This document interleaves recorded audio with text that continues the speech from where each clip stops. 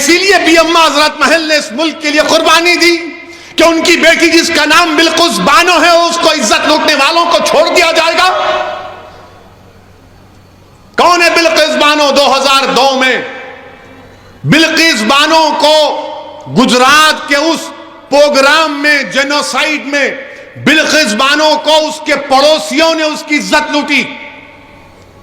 वो बिल्किस बानो जो पड़ोसियों को चचा कहती थी, उन चचाओं ने बिल्किस बानो की इज्जत लूटी।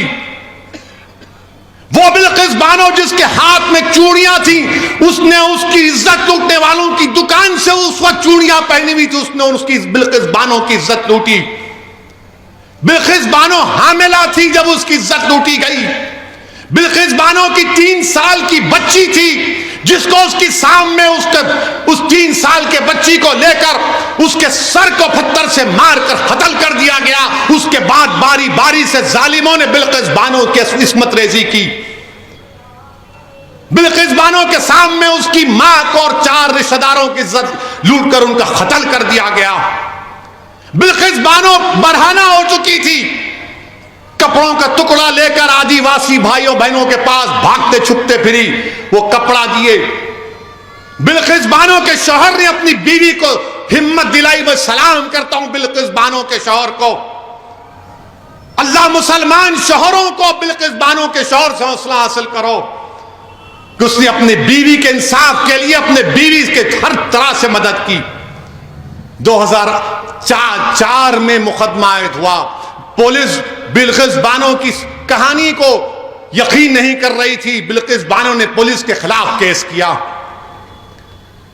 मेडिकल डॉक्टरों ने झूठी रिपोर्ट दी, बिल्किस बानो ने इनके खिलाफ रिपोर्ट की, मुकदमा किया।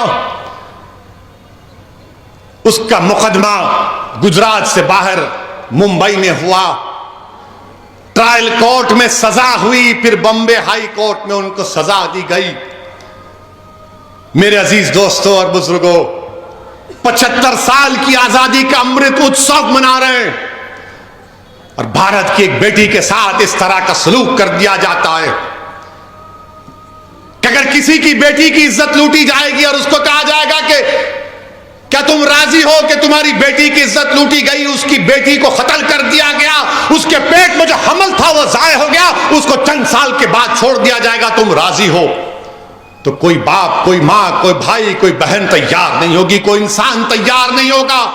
जिसके दिल में इंसानियत जिंदा होगी वो कहेगा कि नहीं, ऐसे जालिमों को जेल में सड़ाना चाहिए। मेरे अजीज दोस्तों और बुजुर्गों, इस बात की हमको तकलीफ है कि आजादी का अमृत उत्सव तो मना रहे हैं, मगर बिल्किस बानो कह रही है कि मेरा गम फिर से ताजा हो गया, इंसाफ पर से मेरा एतमाद कमजोर पड़ गया। बताओ प्रधानमंत्री आप क्या करेंगे? और रिव्यू कमेटी जो क्लेमेंसी दी गई सीआरपीसी में है, कानून में गुंजाइश है कि अगर कोई कैदी इतने साल जेल में रहता है तो हुकूमत के पास इख्तियार है। कमेटी बनाई, रिव्यू कमेटी। रिव्यू कमेटी में कौन है? भाजपा के 5 लोग, 2 एमएलए उसमें, और एक साहब तो गोदरा के ट्रेन के उस वाक़े में प्रोसिक्यूशन के विटनेस थे, वो मौजूद। जो ट्रायल कोर्ट का जज की भी राय लेना पड़ता, उसने कहा कि नहीं छोड़ना चाहिए इन लोगों को जिन्होंने बिल्किस बानो की इज्जत लूटी, उसकी मां की इज्जत लूटकर 4 खवातीन को मार दिया, उसकी बेटी को मार दिया। ट्रायल कोर्ट के जज ने कहा कि नहीं छोड़ना चाहिए। आजादी का अमृत उत्सव मना रहे हैं। देश की 50% आजादी से क्या पैगाम देश दे रहा है? थोड़ी देर के लिए भूल जाओ कि वो मुसलमान थी, थोड़ी देर के लिए समझो कि वो हिंदू थी, वो ईसाई थी, सिख थी, वो इंसान थी। हम हिंदू मुसलमान के चक्कर में एक बच्ची से जो उसकी इज्जत के तार तार को तोड़ दिया गया, आज भारत में कोई आवाज नहीं उठाता। कहां गया वो जज्बा, वो रोड पर आना, वो एहतजाज करना? कुछ नहीं। क्यों? क्या उसका नाम बिल्किस है बोलकर? याद रखो, आज बिल्किस से हुआ, कल किसी और से खुदा ना खास्ता ना हो जाए। और वो क्या कहती है एमएलएज वो जो रिव्यू कमेटी के एमएलए एक टीवी चैनल के इंटरव्यू में कहते हैं, क्या कहते हैं?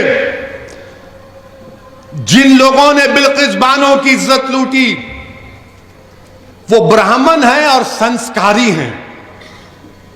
किसी की बेटी की इज्जत लूटने वाला संस्कारी हो सकता है जालिम? अगर तेरी बेटी की कोई इज्जत लूटे तो संस्कारी कहेगा तू उसको?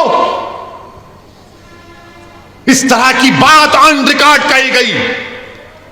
हम भारत के प्रधानमंत्री से पूछना चाह रहे हैं, ट्रिपल तलाक का कानून आपने बनाया था, आपने पार्लियामेंट और पार्लियामेंट के बाहर कहा था कि मैं मुस्लिम बहनों का भाई हूं। प्रधानमंत्री बिल्किस बानो भी आपकी बहन की बेटी है, प्रधानमंत्री बिल्किस बानो भी आपकी भाई की बेटी है। आप नरेंद्र मोदी हैं मगर आप देश के प्रधानमंत्री हैं, आप मुल्क के वजीर आजम हैं। हम आपसे अपील करते हैं, इंसाफ की खातिर आप अपने अख्तियारात को इस्तेमाल करिए और उन 11 लोगों को दोबारा जेल भिजाइए। वो बिल्किस लाचार और यतीमी की हालत में आज कह रही है कि मैं दुनिया से बात नहीं करूंगी, मैं दुनिया से बात नहीं करूंगी, इंसाफ पे से मेरा भरोसा उठ चुका है। हम वजीर आजम से अपील करते हैं, मुल्क के वजीर आजम से हर शख्स अपील करता है कि भारत के प्रधानमंत्री, तारीख में आपको किस तरह याद किया जाएगा वो आप फैसला कर लो। आप 2 इलेक्शन जीत चुके हैं मगर ये इंसाफ का मामला है, ये इंसाफ का मामला है। वजीर आजम, आप मुल्क के 133 करोड़ अवाम के वजीर आजम हैं, आप सिर्फ वोट डालने वालों के वजीर आजम नहीं है, देश के प्रधानमंत्री।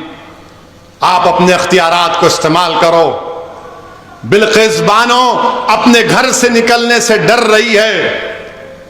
हम देश के वजीर आजम से, मुल्क के वजीर आजम से कहना चाहते हैं, आजादी का अमृत उत्सव मनाइए मगर देश की 50% आबादी को आपकी सरकार ने, आपकी पार्टी ने गलत पैगाम दिया।